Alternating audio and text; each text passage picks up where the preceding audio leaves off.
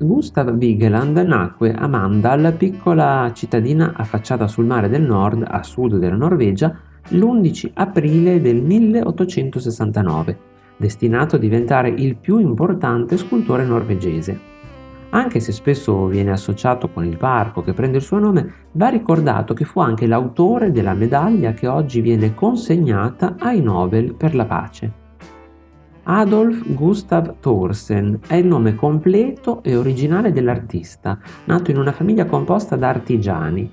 Ebbe 3 fratelli, tra cui Emanuel diventò anch'esso un noto artista. Da giovane fu mandato a Oslo, dove imparò l'intaglio del legno in una scuola locale. Tuttavia la morte improvvisa del padre lo costrinse a tornare a Mandal per aiutare la sua famiglia.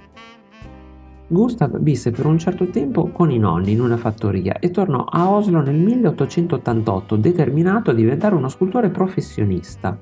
L'anno successivo espose la sua prima opera, Agar e Ismaele. A 20 anni adottò il nuovo cognome di Vigeland, dalla zona in cui aveva vissuto per breve tempo. L'artista trascorse poi gli anni tra il 1891 e il 1896 compiendo diversi viaggi all'estero, tra cui Copenaghen, Parigi, Berlino e Firenze. Nella capitale francese frequentò il laboratorio di Auguste Rodin, esperienza molto importante, mentre in Italia si confrontò con le opere d'arte rinascimentali. In questi anni fecero la loro prima apparizione tutti quei temi che avrebbero poi dominato la sua arte: la morte e il rapporto tra uomo e donna.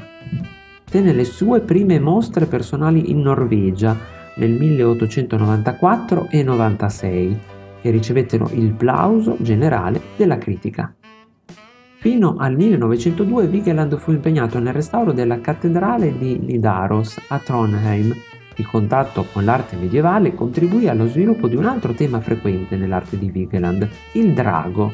Questa creatura fantastica diventa simbolo del peccato, ma anche della forza della natura e della sua lotta contro l'uomo.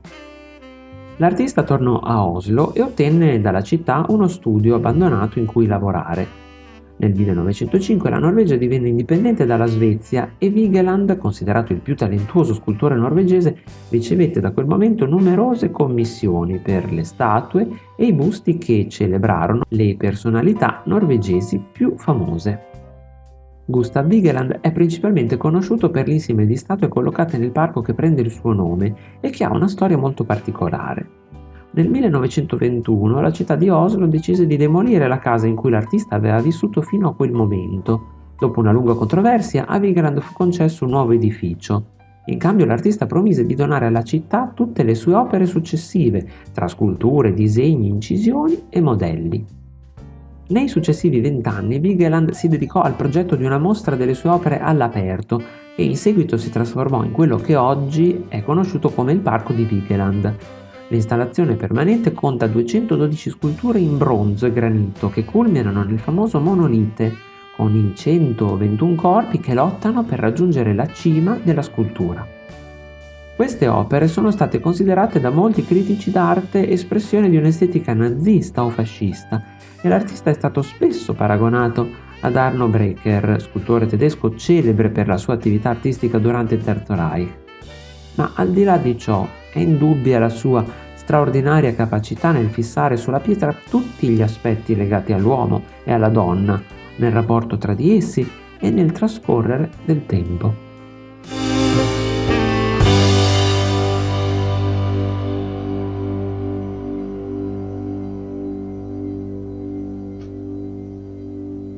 Se il video ti è piaciuto, metti un bel like, lasciami un commento, condividilo con i tuoi amici. Ricordati inoltre di iscriverti al canale e di cliccare sulla campanella per non perderti i nuovi video. Ciao!